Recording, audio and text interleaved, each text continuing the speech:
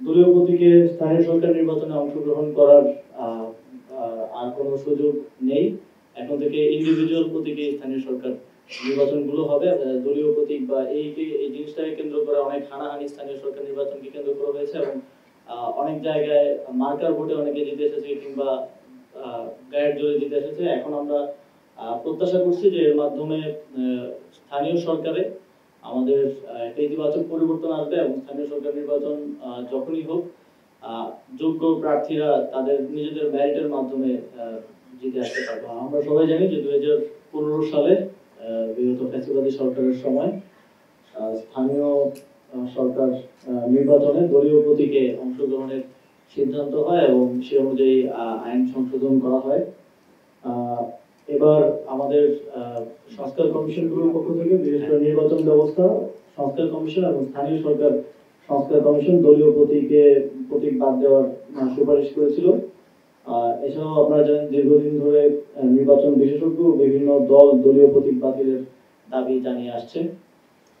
তো তার প্রেক্ষিতে সিটি কর্পোরেশন আইন 2015 এর 32 ক ধারা, পৌরসভা আইন 2015 এর 20 এর ক ধারা, উপজেলা পরিষদ আইন 2015 এর 16 এর ক ধারা এবং ইউনিয়ন পরিষদ আইন 2015 এর 19 এর ক ধারা, যেই ধারাগুলোর মাধ্যমে দলীয় প্রতীকে নির্বাচনের সিদ্ধান্ত হয়েছিল সেই ধারাগুলো আজকে বিলুপ্ত করার প্রস্তাব উত্থাপন করা হয়েছিল এবং সেটা উপদেষ্টা পরিষদে অনুমোদন করা হয়েছে। ফলে দলীয় প্রতীকে স্থানীয় সরকার নির্বাচনে অংশগ্রহণ করার আর কোনো সুযোগ নেই। এখন থেকে ইন্ডিভিজুয়াল প্রতীকে স্থানীয় সরকার নির্বাচনগুলো হবে এবং প্রত্যেকটি ক্ষেত্রেই হবে, সেটা সিটি কর্পোরেশন, পৌরসভা, উপজেলা পরিষদ এবং ইউনিয়ন পরিষদ। এবং আপনারা জানেন যে জেলা পরিষদ সরাসরি প্রত্যক্ষ ভোটে যেহেতু নির্বাচিত হয় না, সেখানে প্রতীকের বিষয়টি নেই।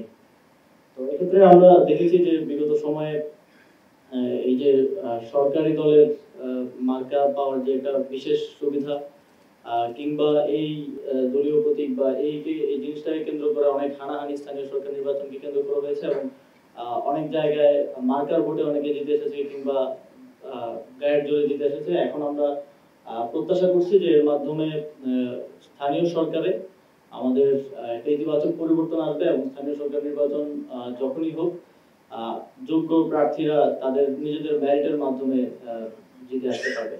ধন্যবাদ। আমি একটু প্রশ্নটা করতে চাচ্ছিলাম, আমি সুইটি এটি নিয়ে যাচ্ছি। আপনারা যেহেতু স্থানীয় সরকার নির্বাচনের ব্যাপারে যে সিদ্ধান্তটা নিলেন যে দলীয় প্রতীকে নির্বাচন হবে না, এর মধ্যে বিভিন্ন দলগুলো থেকে চাওয়া হচ্ছিল যে স্থানীয় সরকার নির্বাচনটা যেন আগে হয়, আপনাদেরও এরকম একটা ইতিবাচক মনোভাব আমরা দেখেছি, বিএনপির আপত্তি ছিল। এখন এই যে নতুন আপডেটটা এলো, তার মানে কি জাতীয় নির্বাচনের আগে কি এই নির্বাচনটা হওয়ার সম্ভাবনা দেখা দিয়েছে কিনা, আর সেটি যদি হয়ে থাকে কবে নাগাদ হতে পারে?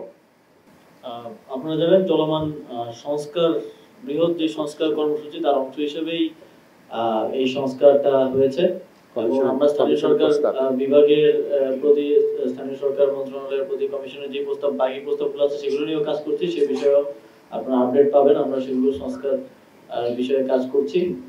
আর নির্বাচনের বিষয়টা আপনারা জানেন এটা জাতীয় ঐক্যমত্যের বিষয়। রাজনৈতিক দলগুলোর ঐক্যমত্য এবং হলে এই বিষয়ে স্থানীয় সরকার নির্বাচন জাতীয় নির্বাচনের আগে হতে পারে। এই বিষয়টা সম্পূর্ণই রাজনৈতিক দলগুলো সহ সরকারের একটা ঐক্যমত্যে আসার বিষয়।